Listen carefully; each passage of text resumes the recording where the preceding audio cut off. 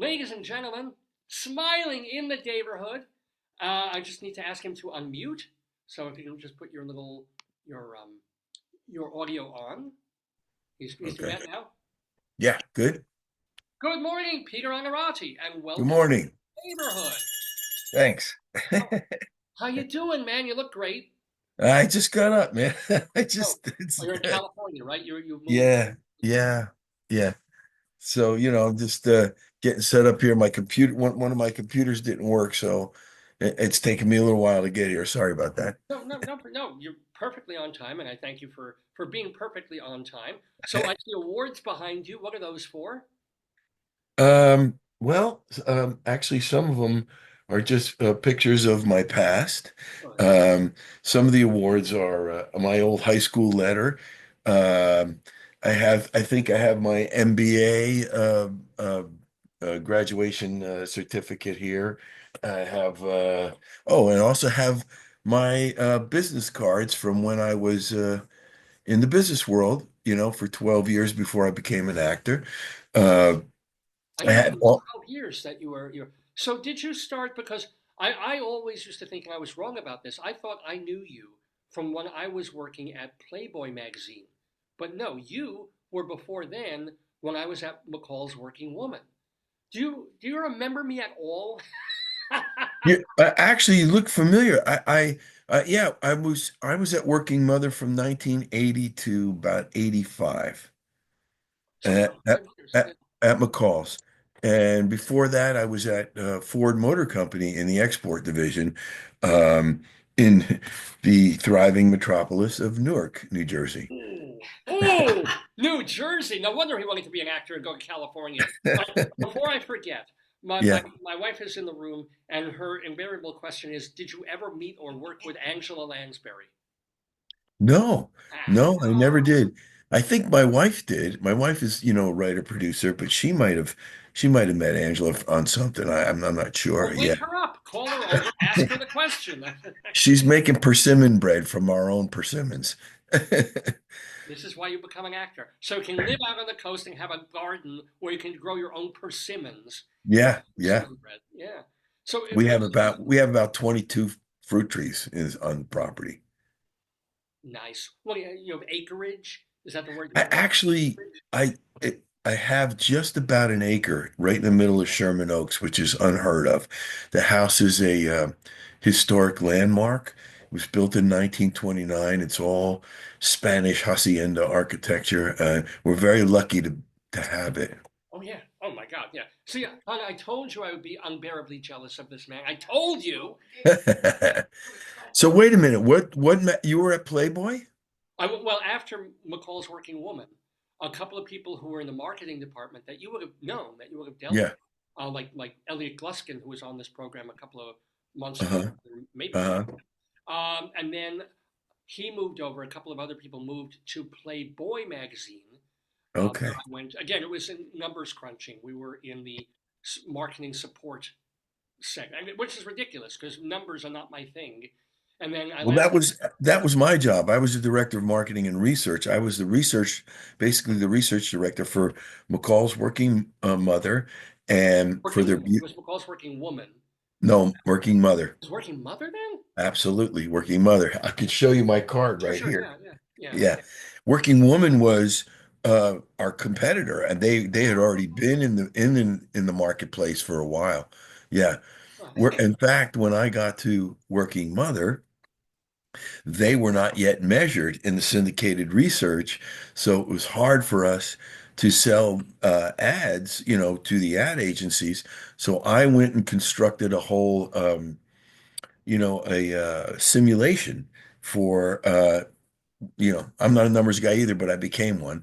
I constructed a simulation that was then put into all the computers for Simmons Market Research Bureau, if you remember. SMRB. Oh my Yeah. God. Yep. And Yeah, MediaMark and also MRI, MediaMark Research Inc. Those were the two. yeah. So I put a simulation up on those two services so that we could be included in the media plans of the major agencies. But do you Uh, remember Bernoulli boxes?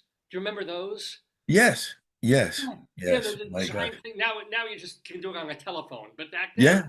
Yeah. things you plug in. Oh God. Well, that's how I actually got to McCall's was that my MBA, instead of doing a thesis, I did a thesis project.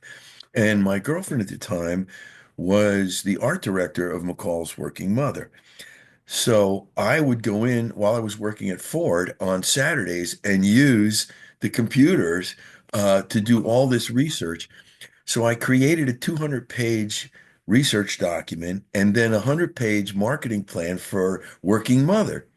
And then Ford laid me off because the automobile business was so bad in 1980. After they paid for the last two-thirds of my MBA, by the way, I said, okay, so long. And so I presented that marketing plan and my thesis to Working Mother, and they created the job of director of marketing and research for me. And I stayed there for like 4 years, you know? I mean, wow. Well, yeah, obviously, deservedly. I mean, you're always playing probably goons and Italian, like tough guys and police guys because you got all buff. And then they talk to you, and it's like, oh, Jesus, this guy's got a brain. You know, I hope so. really Yeah. present things. So, what made you make the leap after McCall's Working Mother? Yes. Weird. That still doesn't track with me, but you're obviously right. Yeah. But was that when you made the leap? I'm gonna act. I mean, did you try and act when you were at McCall's? Did you go out for Wh- auditions and things? While I was at, it started when I was at Ford. My girlfriend, who was at Working Mother in the city, I was in, as I said, Newark. She I would meet her every once in a while, and we'd have dinner on Restaurant Row, 46th Street, and then we'd go to the Improv. And in those days, Jerry Seinfeld was headlining, Mark Weiner, Joe Piscopo, all those guys.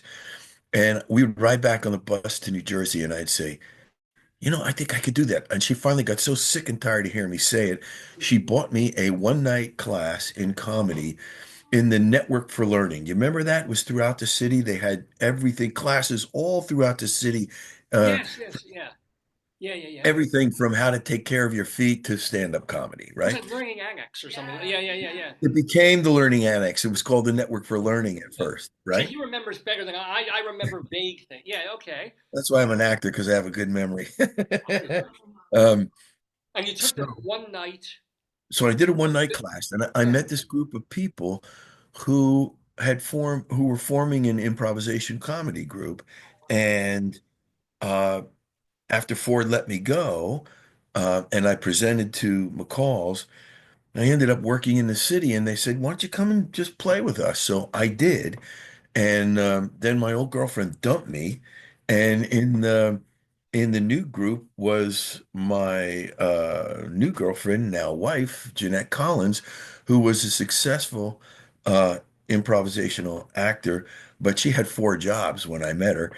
She got up in the morning, 4 o'clock, and went to Patisserie Lanciani down in West 4th Street. Then she went to Key Punch in the Garment District. Then she went to Key Punch at Citibank. And then at night, she worked at a famous country western bar called Cody's, which was the only one in the city that had an automatic bull, from the Urban Cowboy days. So, When did she sleep? yes, I'm actually, exactly. yeah. And not to mention, when did she improv? Because Yeah, well, every Friday or Saturday night, one of the, if you pardon the expression, shitholes in New York City, one of the small places, one was 78th Street Theater Lab, one was over the No Smoking Playhouse. I think it was on 44th between 8th and Ninth. it was And actually literally 8.5. It was so small. yeah, Two yeah, people in the yeah. audience. One chair. So, Yeah. so while I was working at McCall's, at Working Mother, I had some of my research published in Advertising Age. Right. I had done some because I just become this expert on the women's market, especially mothers. And Procter and Gamble started calling me, and all these other packaged goods firms. And where'd you get this research? I said, well, you subscribe to the same research that I do. You have MRI, you have SMRB. It's just the way I looked at it. I said, I'll tell you what. I will ship you and your research department all my raw research if um, so that you don't have to do the work, you just pick it out, so that if you'll take out a package of ads in my magazine. So they said, deal, right? Yeah. So then they started calling me to steal me away to say, hey, here, how would you like to come to work for us, you know?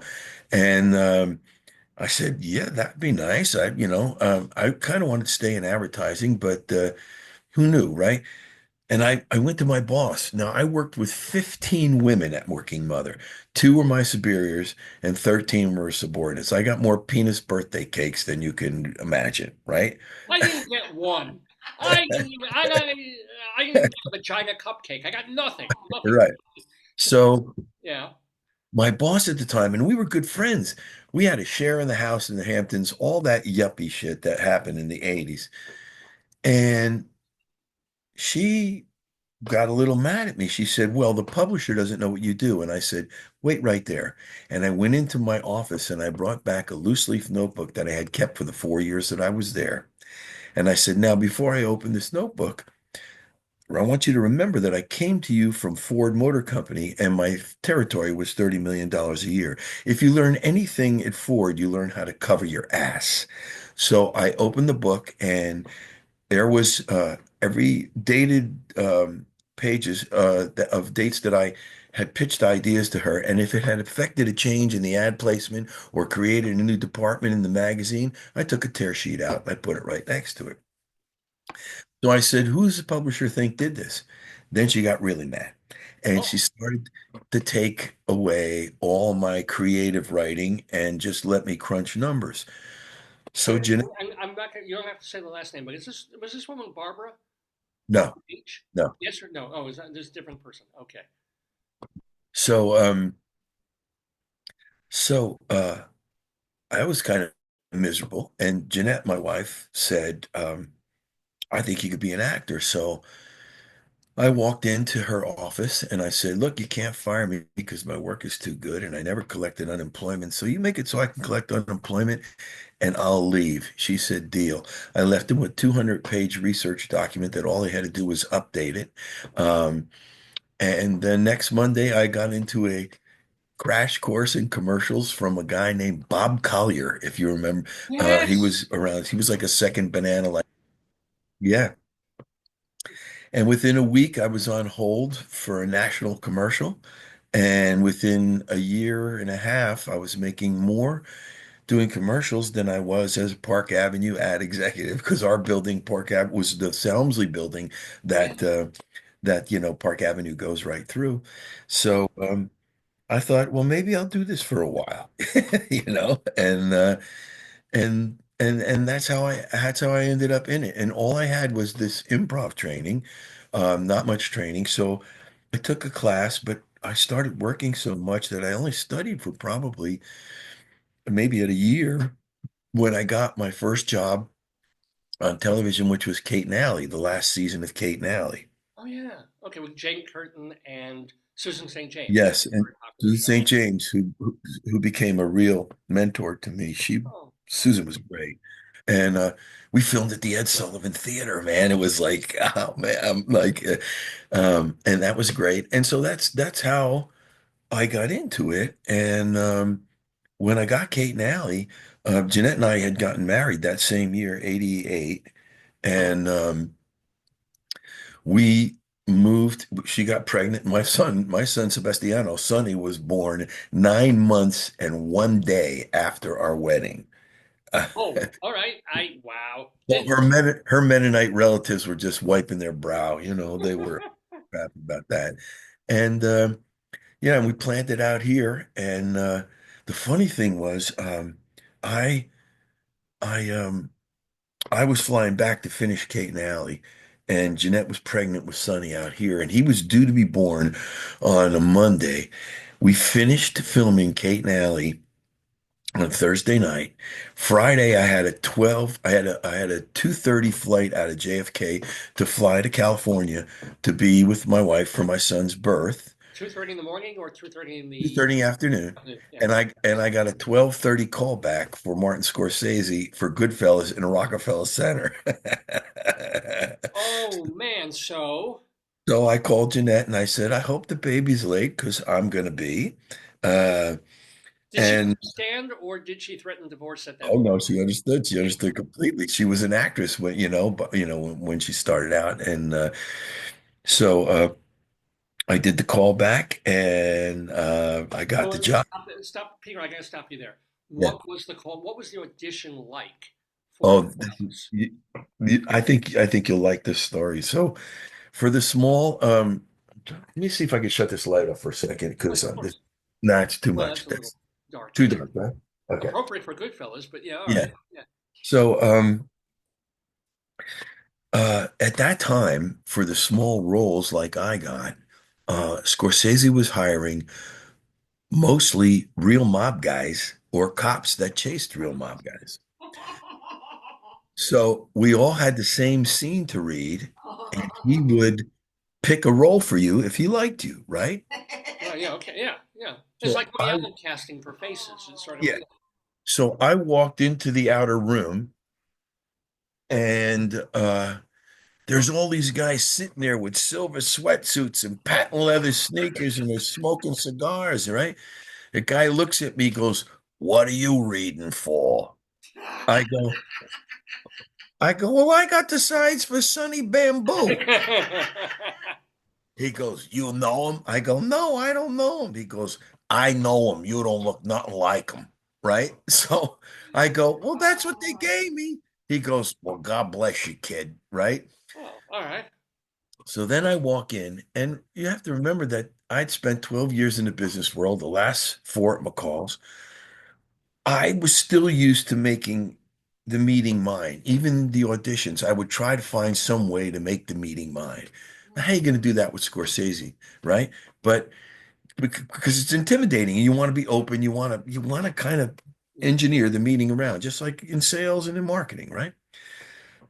So I made up a story in the meeting, in the callback. My grandfather's name is Donato Scorsese. It's the exact same spelling without the S. All right. So before we started, I said, "Hey, before we start," I said, "I got to ask you if we're related because I said to my grandfather, Donato Scorsese, that I was going to read for the great director Martin Scorsese." And my grandfather said, "Well, I think that we have a cousin at one time. We should take the S out of the name." Scorsese goes, "Really? Really? Because we can't find our relatives." And I'm going, "Oh, I'm screwed now. I made the whole friggin' thing up, right?" Oh no. So I said, "Well, where are you from?" He goes, "Sicily." I go, "No friggin' way. We're not from Sicily." He goes, "Where are you from?" I said, "Well, we're Napolitans." And he said, "Oh, you guys drink too early in the morning. You want to do this?" I go, "Yeah, let's do it." We read the scene and I got a part. Wow. Wow. And do you have any memories of who were you in the scenes with? I mean, were you with DeNiro? I, Were you I, I Pesci? was actually in a very iconic scene in that movie. I was the Florida bookie that they tried to throw to the Lions that turned them that whose Oh, sister turned them in the first time they ever got arrested. wow. Yeah. So I mean, I got in the car in the middle of the night. It's 2 a.m. and we're sitting in Park Slope. And De Niro looks at me, and goes, "How you doing? I'm Bobby De Niro." I go, "Yeah, I know." He goes like that. And so De Niro face was created that night, and yeah, and it was Ray and De Niro, and it was a pretty interesting experience. And the thing was, they had to hold me for 3 weeks. That was only supposed to be like a 3-day job, but I think at the time, I think Ray's mom died during the filming of it, so I got paid for 3 weeks instead of three days. Thank you, Ray's mom. Thank Yeah, right. you. There you Good go. for her. Yeah. But so yeah, that was a crazy experience. That was just, And do you and have any memories of Scorsese's direction? I mean, did you have that sense that you were working on a great film, or was it just, well, I'm in a Scorsese movie. It might not be a hit or anything, but it feels like it's good, and I'm oh looking. yeah, yeah, I mean it's Scorsese. You know it's going to be a hit. You knew it was going to be a big deal. So I played a pawn. I mean, I just did whatever they told me. I did whatever they wanted to do. There was a really embarrassing moment. Um, in the scene where they're punching me like this, they're punching me, and I've got to sell the punch, you know. So they're taking the shot from the master shot from the windshield, and they're fake punching me, and I'm throwing my head back. Well, at the time, I was studying martial arts, and with a violent action like that, you usually release a sound. Well, I couldn't ki, that didn't work, right? So they go action, and I went back to third grade. I'm going like this. Cut. The sound man comes over. He goes, "You don't have to put that noise in. We can fix it later." I'm so embarrassed. Oh shit, you know. We can fix it in post. We can, Yeah, we'll fix it. We'll put it in later. You don't have to do that. I'm like, oh God, right? And And so, then and Raging Bull, Scorsese knows exactly what sound he wants a yeah, fist oh in yeah. the head to But sound yeah, like. but it was just so embarrassing that I went back to third grade. It was like a Batman, the old Batman cartoon, zap, pow, pop, you know. Yeah. Uh and so and after every take, De Niro would get out of the car, he'd walk, 20 feet away. Him and Scorsese were talking like this. And they come back and one thing happened. I well, it wasn't embarrassing for me, but and of course De Niro never gets embarrassed, but Scorsese comes up to me, he goes, "Okay, Bobby's gonna slam your head 2 times into the front seat. You're gonna come up, you say your first line, then he's gonna punch you, then Ray's gonna punch you." I said, "Okay, 2 times into the front seat, right? Action. Boom, boom. Hey, boom, cut." They come, Scorsese comes over. I say, De Niro's sitting right there. I said, "You said 2 times in the front seat, right?" He goes, "Yeah, 2 times in." I said, "Listen, I can lose the line. I don't have to do the line." He goes, "No, no, I want the line. 2 times into the front seat. I don't want to say, De Niro can't count. He smashed me 3 times. You want me to do it the third time? Tell me that. Don't, you know?" It was a little bit, interesting, you know? So, What was yeah. that? Yeah, that's kind of a method acting thing. Well, De Niro, you could. I remember when he was on Broadway, like in a show called Cuba and His Teddy Bear, and his co-star couldn't count. I mean, he didn't know what the hell De Niro was going to do or say because De Niro's Yeah. like, "I'm going to try this. I'm going to try on Yeah. stage," Yeah. and Yeah. his co-star wasn't ready for that. Yeah, no, that's he likes to do things that way, and I like it. I mean, I come from an improv background, so I'm fine with it. But when I'm working with the greats and they give me a formula, I stick to the formula, because if he wants the line on camera, that's the way it's going to get on camera. But so no big deal. But it was funny because I wish I wish I would have said, well, you tell Bobby, tell Bobby, He's the one tell who's him. slamming me 3 times. Yeah. What other legends in your mind have you worked with? What other real kind of like, I cannot believe I'm either being directed by so and so or that I'm acting in a scene with. I had a small part in, I don't know if it was cut out or not, but as far as directors, Postcards from the Edge. It was same casting person when I got out here. And I was able to work. I was it Was was a that scene. Nichols? Was that Mike Nichols Yeah, or? Mike Nichols, with Mike Yeah. Nichols, and I was able to work right across. I mean, Meryl Streep and I were in a scene together. I wasn't speaking to her, but I was speaking to somebody else, and she's right there. And I remember, and Gene Hackman was there, and it was the movie within a movie. And I remember Mike Nichols coming. We were shooting in San Pedro, just below Long Beach, and this was the particular scene where Gene Hackman's character, the director of the film within the film, yells at Meryl Streep, or chastises her, and so Mike Nichols wanted her crying in the scene, and he wanted the sunset right behind her as she was crying. Well, so they ended up the way the timing was going. We ended up, he wanted to shoot the end of it because the sunset, the natural sunset was happening. So he goes up and I watched him. He says, "Merle, can you help me?" He said, "I'd like to get this shot now, blah, blah, blah." She said, "Give me a minute." And she closed her eyes. And this is around the time, you're talking like 1991 or something like that, when everybody was touting Meryl Streep as a great actress and people were divided into camps. Oh, she's just a technician or she's not, blah, blah, blah.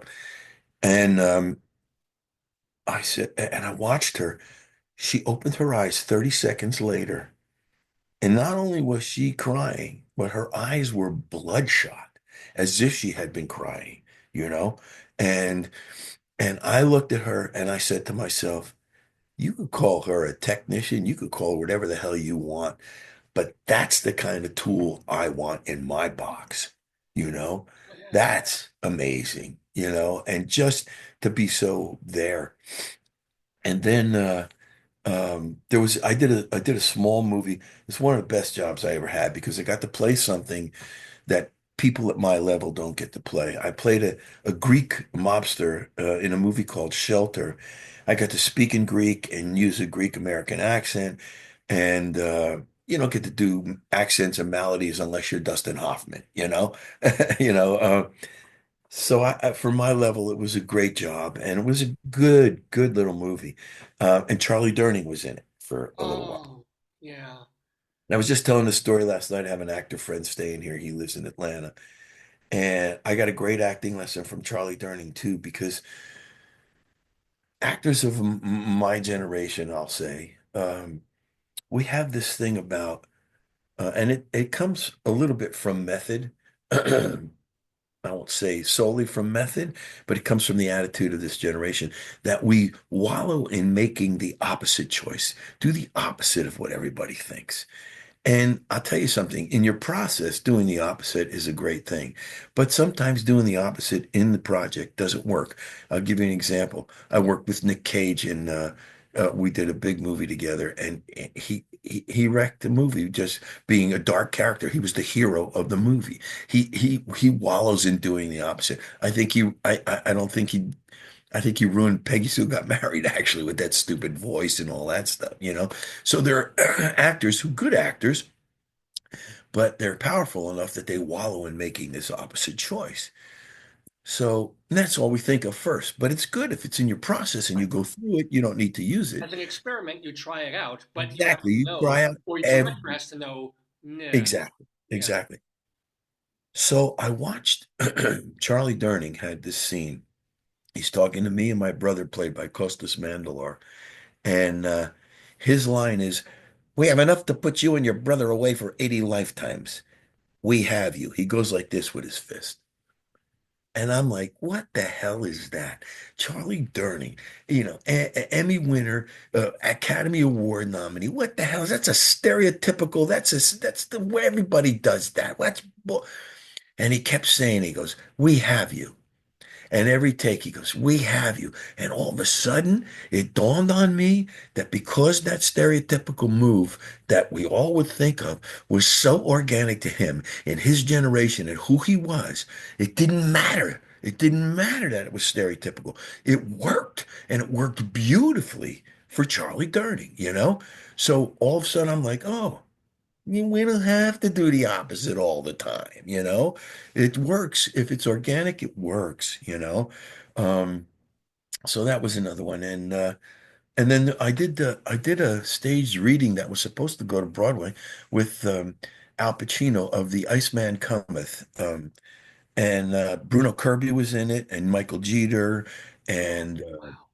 And they ended up bringing it with Kevin Spacey. Kevin Spacey instead. Right, right. Kevin Spacey kind Oh, of used the production, yeah. yeah. But we did it out here.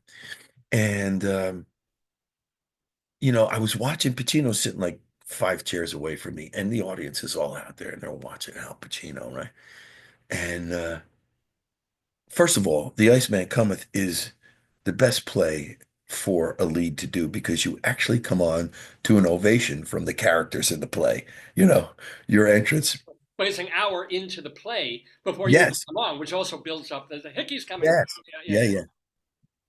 So um, there's a part where he breaks down, and I'm sitting 5 chairs away, and I hear this sound that reminds me of a sound I heard in his movie And Justice for All, which I think is one of his greater movies, where he plays the lawyer, and he's like going like this, and I'm looking at him and I'm going, he's not crying, and the audience is looking at him going, look at Al Pacino crying, and I'm looking at him going, oh, you can have tricks, you know, yeah. and so. at one point, I remember trying to emulate that noise and that behavior. And all of a sudden I realized just by doing that, I started to well up and cry, even by starting by faking it. My behavior, my breath, everything brought me to this place where, most actors are afraid of that they can't cry, and it was amazing. It was another amazing, It's a manifestation of that idea that if you're down and depressed, if you start smiling and you keep smiling, you will eventually your mood will lift because of yeah. physical sensation. I don't know if that's true, but it almost sounds like what you're saying is equivalent to that. No, no. Our physiology is so, connected to our emotional side. It's there's I just published I posted something that I've always believed that my life has always been geared to physiological. I've always worked out. I played football in high school, college, and went to the World Football League as a pro, and I got cut from there. So, and I've always worked out. I've always been physical. And I just posted this because of the state of our emotions now after this election and stuff. I've said it before, but I posted it again. The physiology of building muscle is such that the only way you build muscle is to break it down first by exercise. Then it rebuilds stronger and can handle more. I feel like that's a great analogy for our emotions. Sometimes you have to break them down to a certain place where they become build back better and stronger, just like our physiological muscles do, so that we can handle more, you know? And and the only reason it came to my mind is because, as I said, most of my life, I don't think I've been an emotional being. I've been more a physiological being than emotional, you know? Uh, I do find at times though, when when I have to do a character or have a moment in something, I have such a good memory of every success and every failure, every joy and every sorrow, from the littlest to the largest, that it's a catalog in my mind that I call upon that stuff and use it to build a character or build a moment, you know. Wow. By the way, we're talking with Peter Onorati, of course, actor, and we're going to ask you so much more. But if you have a few more minutes, we'd love to speak with you more about your career and all these things. But I'm going to ask you a question that I asked an actress, a very well known actress, and she said it was a stupid question, and she got kind of pissy for the rest of the interview. But I'm going to ask it of you. Was there a role that you tried out for that you really, really wanted and didn't get? Plenty. Yeah, plenty. Actually, if you just saw the documentary on Sopranos, I read for Tony Soprano. Um, I also read for Richie Aprile, and I also, in the end, there was a there was no breakdown for this role, but it was between me and Buscemi for Tony B.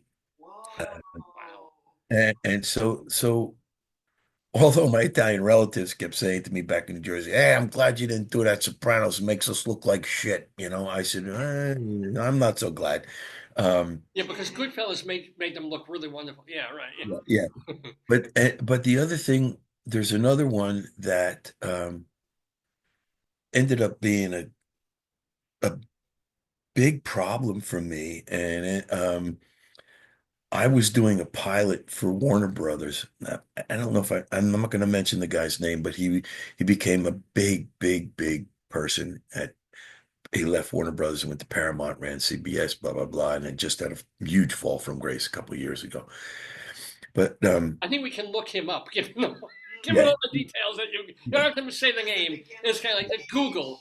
you'll know it. You'll know it right away. Yeah, Anyway, yeah. Jewish guy who has cancer now. Is that the fella? No, no. no, no. Uh, Yeah. and without getting into specifics of the story, it involved, I did a pilot for them so that they would present me as one of their top choices for ER. Okay.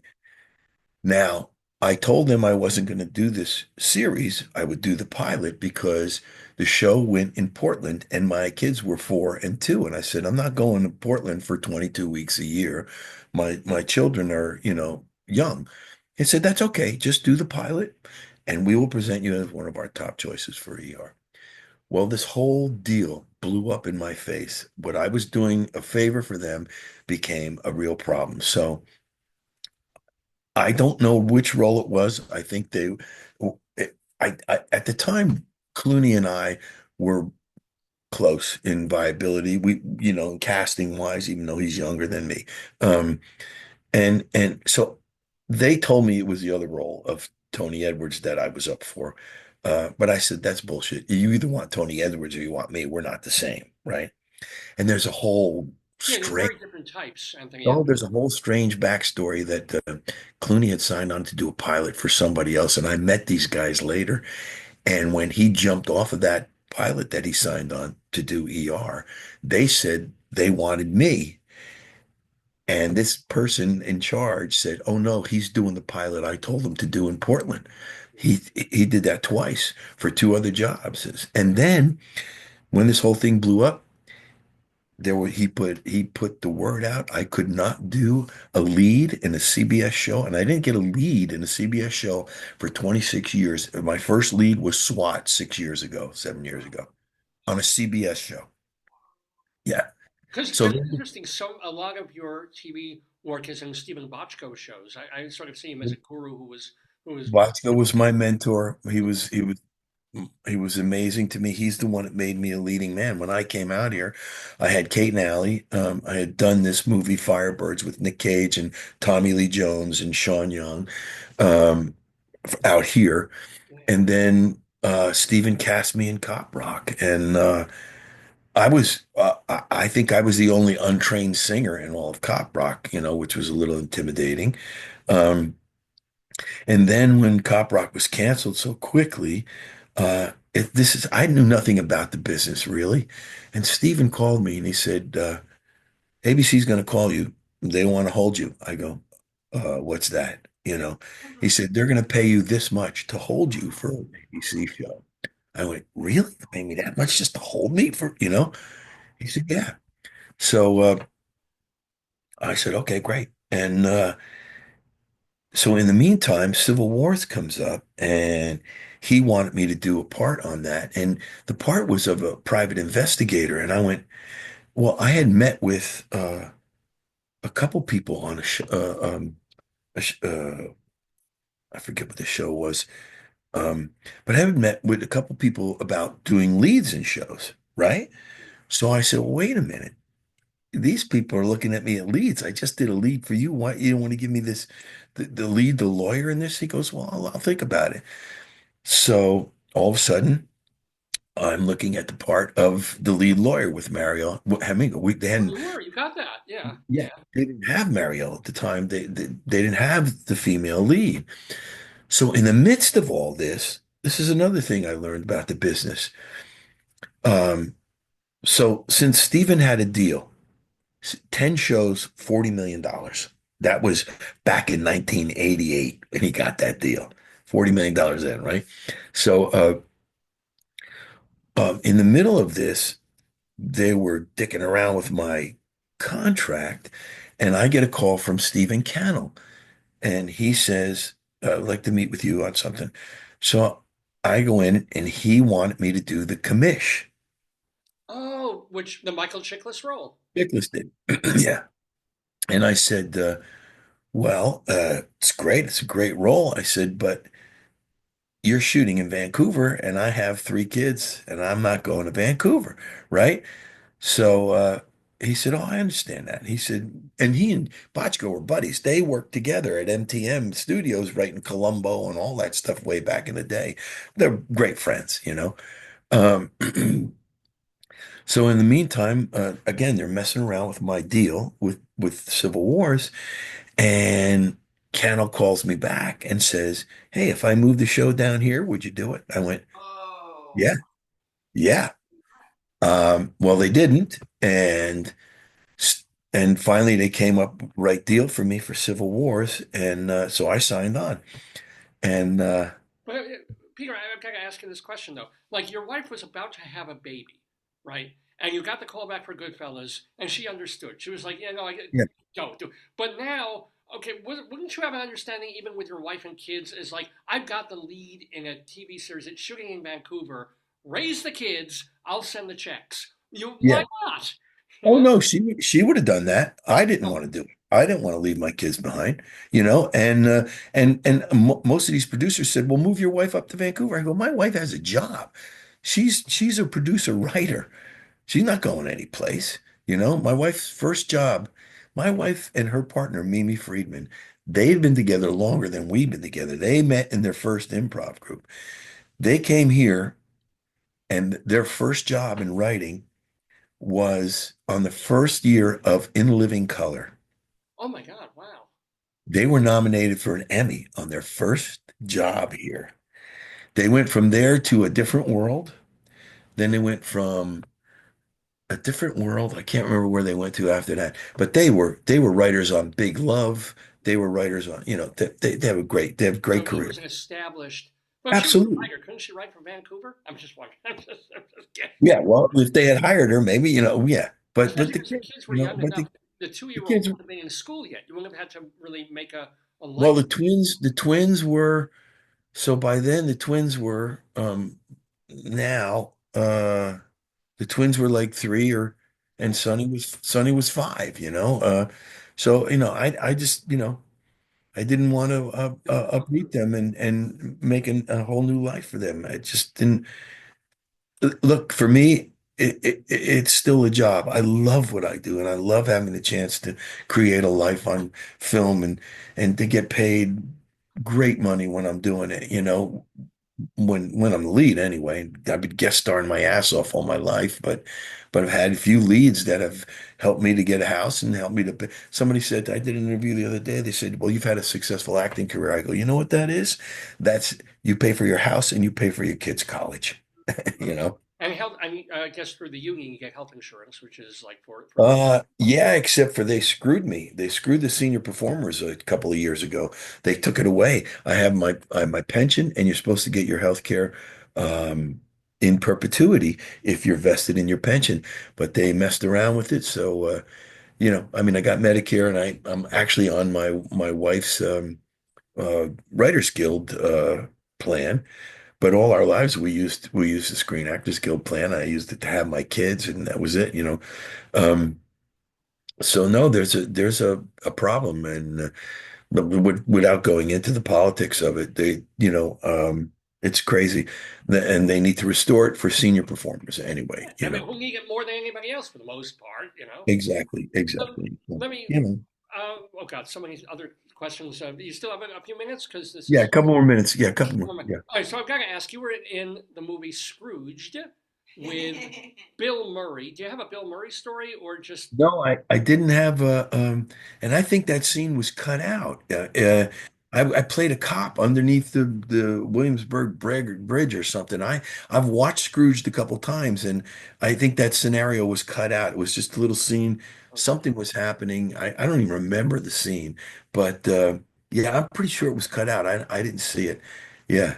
And well, were you in a scene with Bill Murray that was cut, or was No, it wasn't with Bill Murray. It was just two cops under the bridge reacting to something. sorry? Yeah. Well, all right, a different question then. And I have to ask this, especially. In fact, I was so tempted to not even have me talk to, but to have the great Rabbi Sal Solomon do this interview, who is Uh-huh. connected to this show, because one of the first gigs you were doing, starting out before the TV, before the films, was something Yeah. called the Kippermans. Yes. Could you kindly explain the Kippermans? Saul and Herschel Kipperman, Hasidic Siamese twins that play the guitar. They play the Okay. guitar, yes. Yeah. Uh, my friend Gary Richmond, who was in the improv group with me, we, our improv group won what they call the Improv Olympics in New York. Yes, yes, I remember that. Yeah, yeah. Okay. So we went to Second City to perform. Now, I was still at McCall's at the time, so we had to do a fundraiser so everybody could, get their flights. But I didn't have to because I went up to my boss and I said, listen, I've never met. with the Chicago office in person. I'd like to meet with the Chicago office. So they flew me out so that the group didn't have to fly me out. So Gary and I were backstage, and Gary had always, he was Jewish and he had always done this great old Jewish character. So we're waiting to go into a doctor's office scene. And I said, come here, lock arms with me. And let's walk in as, Siamese twins. So we walk in and I start doing the character that he does. I'm going, what the hell is this? What are you doing?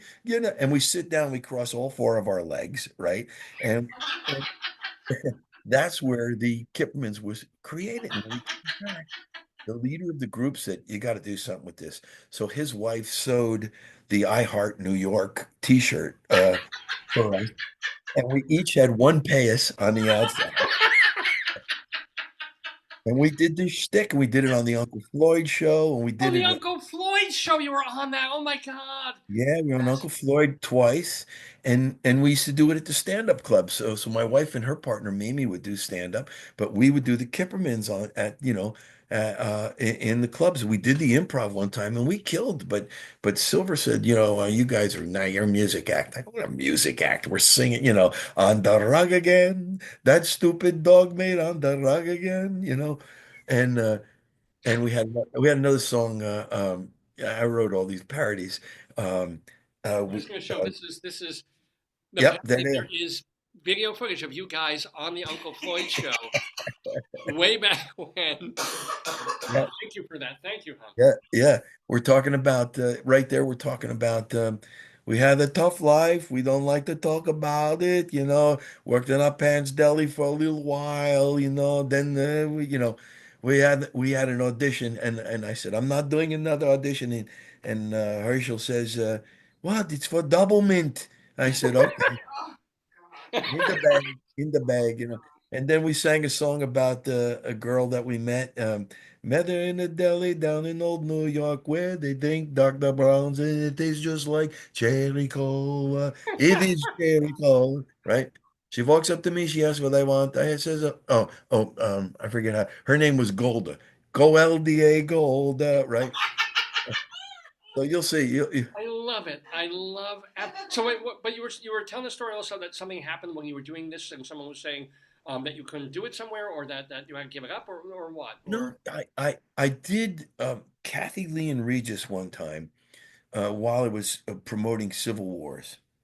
And the funny thing was that the Kippermans are kind of based off the Smothers Brothers. The Smothers Brothers were the co-hosts that day, right? I mean, it's like, you don't, we would have this smacking fight. We end up pushing each other in the head because we couldn't separate, right? And, and one of the our favorite lines was, "Sure, you work out, I sweat," and that, that's funny. yeah. Yeah. Yeah.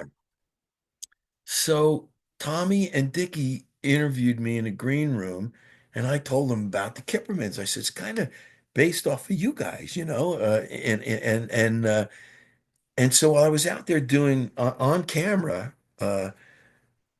Kathy Lee was talking to me, and then Tommy leans in. He goes, "Oh, oh, oh, tell about the brothers." And I said, "Well, my friend Gary Richmond and I have this." Act we call the Kippermans, Sol and Herschel Kippermans, the only Hasidic Siamese twin comedy team in the universe, probably. And Wow. and Kathy Lee goes, well, I bet that offended a lot of people. And I said, you know what? I said, we've done more temple gatherings and bar mitzvahs than we've done comedy clubs. And we had this woman, there was in New York, Adrienne Gussoff was her name. She had a company called Bubby Graham. Okay. So instead of Candygram, she used to go into offices and embarrass people as a bubby. And she used to slap a rubber chicken on them and leave them with some great chicken soup, in the office, right? So she got a hold of us. She goes, I want you guys. Yeah, I want you guys to do. So we hired out. I remember we had at least two events in the garment district, like people were retiring, and they hired us to do the retirement party. And we made up a song for the person who was retiring. We did, like I said, we did a couple bar mitzvahs. We did. Yes, I mean it's wonderful. you know? I almost wish that had been your career. Oh, That the Kippermans were still they had like a summer series along with the Starland Vocal Band. yeah, You know, you guys yeah, have your own variety show. I yeah. just is he still alive? Is Richmond still alive? Are you? Yeah, Gary's alive. He become a really good realtor in Park Slope, and his wife is a judge in family court. His wife Gabriella, and I just saw them. I was in New York, and I just saw all of them for dinner a couple weeks ago. But he's still Gary's funny guy, man, and we just it worked, and then we had so much fun. In fact. I'm writing, I have written, but I'm going to have to rewrite it. A sort of a reunion show that's kind of like for the Kippermans. It's kind of like um, I can't believe I'm forgetting things the way I am. But the movie with George Burns and Oh, in style? Walter Matthau, Sunshine Boys. Oh, Sunshine Boy. Sorry. Yeah, yeah. So it's based on like Sunshine Boys, like they're trying to get them together for an old for Yes, and yes. so they interview both of them in the first 5 minutes, and they're we're not working. You haven't worked, I haven't spoken to him in 20 years, and And then you're when still connected. You're still physically you twins, pull right? back and they're still connected. Yes, So I love so it. yeah, that's in the hopper, What so I would else? That's the thing I want to, because I know you have to go. But I want yeah to. What else is in the hopper, and what else can we expect to see you in over the I next few months? In TV and film. I don't have anything on camera right now. Uh, or anything. And, I'm not sure where it's going. I was just on hold for, I think it was NCIS, but they took me off hold. They used somebody else. Um, I wrote a play that I started 30 years ago before I was before, more 35 years ago before I was an actor.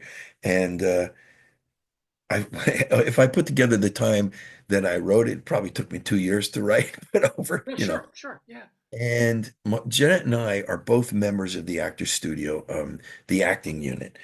But I finished this play a couple years ago, and I presented it to the Actors Studio Playwright Directors Unit, and they admitted me to the Playwright Directors Unit based on the play. So I just delivered it to the New York Actors Studio because we kind of workshopped it out here in LA, and I wasn't happy with it. And it's over there now. I would love to see that produced. It's a pretty good first play. It's called Under Construction. The subtitle is A Play in Seven Sacraments. Because each scene on the upstage center wall of the kitchen, it all takes place in the kitchen. Of course, it's about is you see a rear projection, and it's the catechism definition of a sacrament. And then the scene, either metaphorically or directly, connects to that concept. It's about a brother and sister who come together in the father's house. He's just died. And really and truthfully, it discussed, I would say that the theme is tradition and why we do what we do without asking questions. We do because mom did it that way, pop did it that way. We never ask questions. So the sister is trying to raise the brother who has stayed in the family. She's moved away, trying to raise him out of that that box that tradition holds him in. Uh, and he's not having any of it. And there are times when he'll say something like they're talking about religion. We discuss religion, we discuss all kinds of stuff. And she's trying to elevate his consciousness about God and everything else. He's not having it. And he says to her, listen, if that place down the street with those two big oak doors, if that's where I think God is and I'm good with that, why you got a problem with it? You know? And she says, you know what? You're right. If it works for you, okay. I'm just trying to, you know, you're not going out in the world with that idea, but go ahead. If you're good there and, and you have a good life with that concept, well, what's wrong with that? Yeah, whatever works, Yeah, works. To quote a Woody Allen title, but yeah, yeah, yeah. yeah. If it So, works for you, if it makes you happy, yeah, yeah, why change? Why yeah, rock the boat? If it doesn't, then you got to find something else. yeah. If there are questions, then you look. But um, so that's that, and the Kipperman thing, and um, there's another thing that I've been trying to get up, but I'm just put it aside for a while. It's a concept. It's called Benched, and it's all these little 5 minute vignettes on a park bench. That's all. Just two people. Right. Because we don't converse anymore. We don't discuss things anymore. Everybody turns away from everybody else. And these are, like all these little vignettes. So I kind of would like to Are you build a thinking little. of that as maybe a web series, like shooting them on a bench and Yes. yeah. Yes. Yeah. So that's it. That's all that's going on. Plus, I just had our first grandchild will be 1 in December, and we have another one on the way in March. My Under two. construction. That one is under There you construction. go, under Yeah. construction, and those are both my younger sons, my twins. They both are. Well, one has Aviva is my granddaughter's Oh, your name. wife must be Jew. Wait, somebody's Jewish in there. If Yeah, there's my son's wife is Jewish. Yeah. So and and then there's a boy coming in March. oh, So, I'm like, yeah. you know, and so that's kind of where I am, and I mean I was so bothered by downtime in my past, and I'm not so much now, um, because I have my family, and like I said, everything's kind of paid for, so And actually, it even sounds like your downtime is not downtime. You're rewriting an old play. You're yeah, working on this park bench idea. You're doing, and yeah, also, I mean, I'm sure you're still doing the occasional, even if you're on hold, you yeah, probably yeah, call and yeah, yeah. No, no, absolutely. yeah, Put stuff on that's tape, not and downtime. That's still work. yeah, yeah, yeah, It yeah, really is. exactly, exactly. So Well, I certainly hope under construction gets constructed so that we can all see it. oh, And I that'd be want to great. see that park bench thing. I want to see you in lots more things. Thank And you, I'm so proud and honored that we, on a basic level, knew each other 35 years ago in our original game here yeah. in the neighborhood. Ladies and gentlemen, thank you so much to our new friend in the neighborhood, Peter Onorato, health, happiness, insurance, and all good things to you, man. Okay, cheers. Bye bye. Bye bye.